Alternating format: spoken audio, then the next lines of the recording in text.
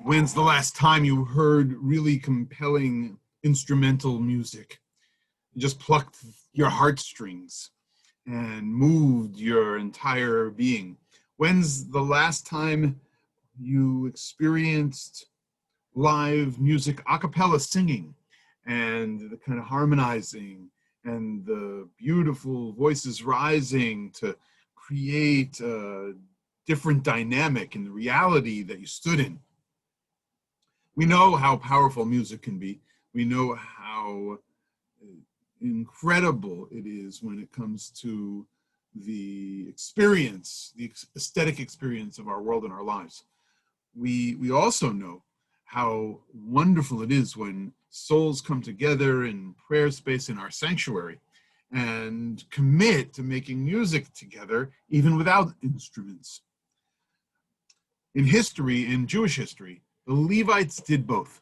They knew how to play instruments and which instruments, and brought those to the songs that they sang during temple times and the worship of Israelites. And they knew when to lift their voices and to create a cappella-like harmonies, even if it was in ancient chanting modes. We sense that the Levites had a certain kind of songful presence that really uplifted the Jewish hearts, minds, souls of all those who wandered into temple precincts. Learning Torah with Rashi this week for Parshat Naso, we see that music is an essential part of Levitical service, but it's teased out by understanding the Talmudic Midrash and the classic Midrash that Rashi brings forward on the 47th verse of chapter 4. So learn with me, Bamidbar, Book of Numbers, chapter 4, verse 47. Mi ben 30 shana v'mala, v'ad ben 50 shana, kol haba la'avod avodat avodah v'avodat masa ba'ohel moed. It says about those who come to do the duties of Levitical service in the Mishkan, and then that would, of course, be from tabernacle times to temple times and through temple times, both temples. From age 30 to age 50, all who were subject to the duty of service and for the porterage relating to the tent of meeting. So there's a repetition, if you were listening in the verse, of the verb and the word avodah. La'avod, avodat, avodah, ve'avodat masa. Avodat masa were all of the tasks, the duties of the Levites to carry the portable tabernacle, to collapse it, reconstruct it, stand it, and get it set for the worship in the wilderness. But what was this avodat avodah? So Rashi brings forward what it already said in the Talmud in Arachim, even though he doesn't mention that I'm taking this from the Talmud in this case. We can go back and look at Rashi's sources. And we know that he's taking from Arachim and he's taking from Midrash itself. And he says, Hu hashir b'mitzaltayim v'kinorot. This is referring to the music that is made with cymbals and harps. Shehi avodah le'avodah acheret. That is avodah for sacred avodah.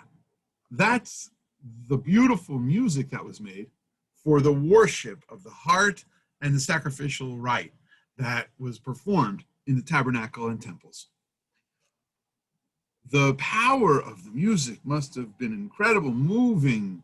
And it says even in the temple that people could lift their voices and add to the harmony, but the Levites knew exactly the words and the song and the harmonics that accompanied the rituals of our people.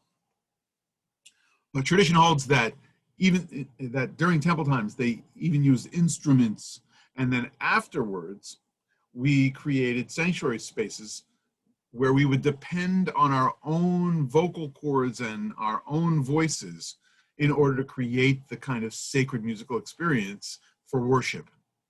That's at least the track that we're still on at Or Zarua, that link to the chain of thousands of years of history post-temple times, where we're inspired by Levitical songs that were without the instruments and bring that into our Sabbath worship and our Yontif worship. We strike the chords of our hearts and we lift our voices and we harmonize with each other naturally. Some of us feel less naturally and like we don't have the singing voices to participate. But I've shared time and again, God has blessed each of us with at least one note. And so lift yours. Let's harmonize together. All the notes make for the song, and the song makes for the minyan's part in the great chorus of our tefillah around the Jewish world, our prayers that rise around the Jewish globe on a daily and a weekly basis. Hearing the music of the Levites, listening for that historical song, we get a sense that there was great emotion and simcha within that service. Just like music at a wedding can stir emotions and create joy and bring people to life. And dancing, even when you're not on the dance floor, you're watching it unfold, the entire simcha before you. Music is, of course, part of our lives. We go and we attend symphonies and orchestral pieces and jazz collaborations and concerts.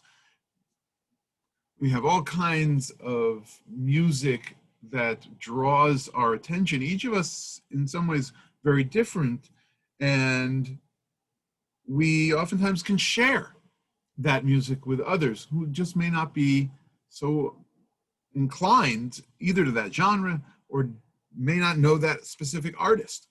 And sharing of music and musical styles and artists' work is one of the currencies of culture, and it's for sure the framework for inspiration sometimes as well.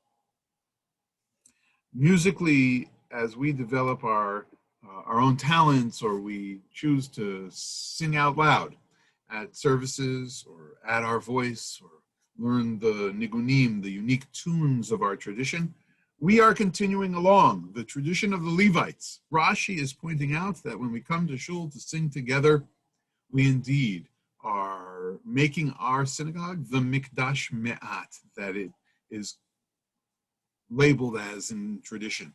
We label our synagogues as small sanctuaries, replicas of sorts or analogs of temple tradition and sacred precincts. And so bring your song, bring your music, and join the minyan back in the sanctuary so that we can achieve the kind of inspiring musical experience and rituals of our people that we've committed to over time. The Levites had avodat masa to do as well, to carry that portable tabernacle, to carry the burden of the Jewish people on their shoulders. I'm sure singing a song or two while they were working might be a way of understanding the tradition of Levitical song as well. Shabbat shalom to everyone, and let's make some good soul music together.